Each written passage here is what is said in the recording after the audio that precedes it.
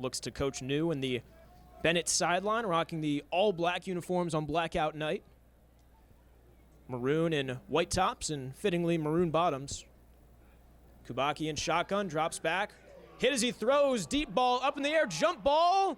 Flag thrown, and that's almost certainly going to be defensive pass interference, trying to find his running back Martin Radkowski down the near sideline. That's a great call on that, Sam. That ball was a little bit underthrown, and anytime the receiver has to come back and is not able to do it because of the defender, you're almost 9 out of 10 times, 10 out of 10 times going to get a flag on that. So it does appear as though that's going to go as defensive pass interference and be an automatic first down for Benet Academy. After the penalty, new set of downs for the Red Wings, just barely in the red zone. From the far hash, here's Kubacki. Running back at his hip on the right side, dropping back to pass, has time to throw across the left side in double coverage. Receiver comes down with it and across the 10-yard line. The Red Wings getting closer and closer to pay dirt. That's a nice 7-yard gain, real strong catch, good quick pass. I like how fast he's getting the ball out of his hands. It's within a couple seconds, so the protection is holding up, and he's able to eye his receivers quickly, gets it out of his hands quickly, and it looks real good. Rhodey, a Butler commit, one of several Division I commits on this roster. This would be a handoff to the running back, Radkowski. Makes a man miss, dives for the end zone, and it's an early 6-0 lead for the Red Wings. Radkowski got his knees clipped, fully extends the arm, and the football breaks the plane. Good execution, good blocking, like you said, and they're going for 6. So well done, amazing first drive. Again, I love the aggressiveness by Coach Pat New on the 4th down, the fake punt, keeps the drive alive. They start to come out throwing and build some momentum. And just over 2 minutes to go in this first quarter. Taylor under center. Dropping back. Benet bringing pressure. Pocket collapses. Looking to get rid of it. Has a man across the 25. Has to step up about a yard or two. Makes a reception around the 26. Doesn't matter. It's going to be enough for the first down. Wow, they're giving him a lot of forward progress on that because it looked like he came up a little bit short, but they're going to give him the forward progress, and it is going to go for a first down. Not by much, but enough to get it. Good pressure by the Benet defense, but a good throw and a good catch by Moline, and first down. Yeah, it looked like, again, once that play broke up, just ran a curl route to get to the line, and then, like you said, maybe a bit favorable with the forward progression there. But did seem to be. Taylor back to the line. So 3rd and goal from inside the 1. Heavy set on the interior. And he's in for the score. You figured with the way they were moving the ball, they would be able to move at least a yard off the line, and sure enough, Moline was able to do that for an easy touchdown. So looks like we are about to tie this game up, folks. Great game. Both teams are on their first possession, believe it or not. We only had 2 possessions in the first quarter. 4:17 to go before halftime. We've got our next report with Jack McGrath coming up right after this play. This will be a handoff to the right side. The Maroons trying to pick up across the line of scrimmage. This ball is out. The Benet Red Wings have it, and it's going to be brought back into the end zone. Flags are down and whistles are down as well, but at least one official is signaling a touchdown.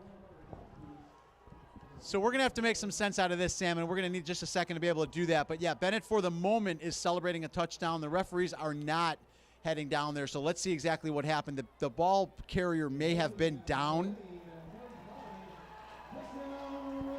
but they are ruling it a touchdown. Holding against the Maroons, and it's a Red Wing touchdown here at home. Daniel Flores gets all the hugs. Well, again, you play that field position game. It puts a little bit of pressure on the Moline offense. They're down at their own 30-yard line. Bennett's able to come up with a big play and get a fumble recovery back into the end zone, put up 7 points, and a defensive touchdown is probably Ryan Kubacki's best friend at this point. That's fantastic. We saw 2 possessions last about a quarter and a half. We did. Both these teams very comfortable holding on to the ball. They are, but they're going to run out of time at some point if they keep it up like that. Looking to throw, nearly batted down. He's got the first down inside the 30. Makes a man miss across the 25, diving forward to the 22. Who else but Warren? Elijah Warren finds himself open, and a shifty move shifts the chains, stops the clock for a little bit, and gives some momentum to the Maroon offense. It's a real nice play. You had everybody going to your left, and then rolled out, went back to your right, threw the ball, and picked up a number of yards. So really nice play design by the Moline offensive coordinator and head coach. 3rd and 10 on the far hash from the 21. Dropping back to pass. Taylor hit as he throws, taking a shot to the end zone. Jump ball! Coming down with it, and it's finally signaled a touchdown. Hesitation from the officials, but eventually coming down with a toe tap right at the near corner. It's Chase Marner, the reception. Sam, that's a great pass and catch. I will say it looked like he came in out of bounds, but that's from our perspective. The refs are much closer than we are, and they're going to go with the 7 points there. But a great pass, great catch, full elevation to make that catch, and really great play by Moline there. So here come the Red Wing offense. They'll start with a handoff to Radgowski. Across the middle, cuts up across the right side, has a hole across midfield. Radgowski, a foot race to the end zone. 10-5, touchdown. Martin Radgowski, one play, one score. Great play design by Benet. They decided to go on the ground for the first play. Big hole through the middle. And Radkowski, as you said, was able to take it over 50 yards. Once he got into the open field, no one was going to be near him. So great run, great play call by Benet, and they jump up on the lead here. Utilizing your offensive line, a huge hole. Daniel Flores in pregame warm-ups was clearing about 32 yards, by the way, so that would put the ball. They've got a little bit of ways to go still here, but they are in good position. Quick catch and release pass over to his man across the near side. It's Luke Doyle. One man to beat, and he's into the end zone.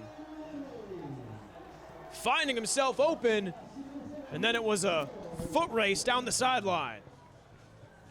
Yeah, some real nice elusive running by Doyle there. Made 2 men miss in the open field and is able to bring it in for another 6. So Benet is definitely, the adjustments they made at halftime are proving to be very effective, and they are off to a great start here in the second half with a 2-possession lead now. So after the injury timeout, it's the Maroons. Not quite into Benet territory. First down at the 48. Faking the handoff. Taylor looking to throw. Pressure coming from all sides. Quickly dubbed off and intercepted. Running over the quarterback. This could be a pick 6 for the second week in a row. Benet with an interception. And how about this story? It's the kicker, Nolan Ducey. Well, you said how effective he is on both sides of the ball. He's kicking beautifully, and he just came up with a huge pick 6 that's probably going to put this game away. So huge play, great reception, and great run of about 50 yards down the field. So Benet now with a 3-possession lead. That's a great play by Ducey. Jumping the route, getting in front of the receiver, and then the ability to come down and tiptoe your way and stay in bounds as well. All of that while delivering a hit on the lone defender. Yeah. And then as soon as he realized that it was nothing but green grass in front of him. That's some good football right there. That's a tough kid, and that's, again, great focus, great job on the catch. Joe Rohde headed to Butler, and plenty of other players on both teams garnering college interest. Just over 2 minutes to go in this third quarter. An easy handoff and an easier score. Mark Carey, the sophomore, needling through the offensive line, and an easy rush there.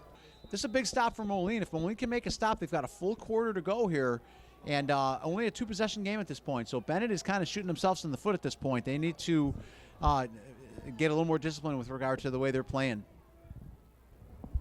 The heels in his end zone. An easy give. Oh, my goodness. Martin Radkowski untouched into the end zone. 3 defenders can try to catch up to him, and he'll just shrug it off. Benet waits to celebrate.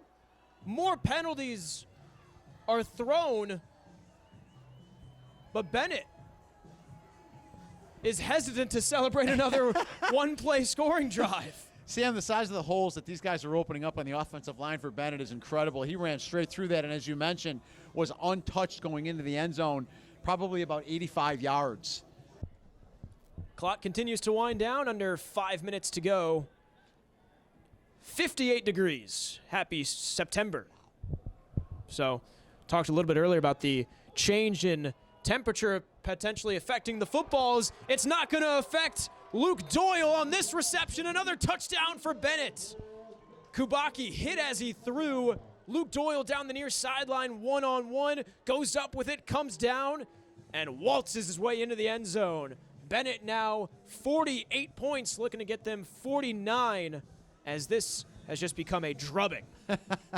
Great pass by Kubacki, put it in an area where his receiver could go get it, made a great catch on it, and a great spin off and getting into the end zone. And like you said, at 48 points tonight. So still have the opportunity to run a 2-minute offense, though. Just under 2 minutes to go. Taylor fakes the handoff, looks to pass, has a man at the 30. Receiver barreling forward, making one man miss. It's Nolan Ducey. For Benet, they only scored 20 points per game last year. As Vandevoort will walk into the end zone untouched. Credit the Moline offensive line there for an easy hole. there certainly is, and you got to love the enthusiasm and the energy of high school football on a beautiful Friday night. So great to be here, and great to see them sticking around to the end and keeping up their enthusiasm and, like you said, their positivity. Going for two across the right side. It'll be a give to number 33, Garrett Schramm, who gets in for the two-point conversion.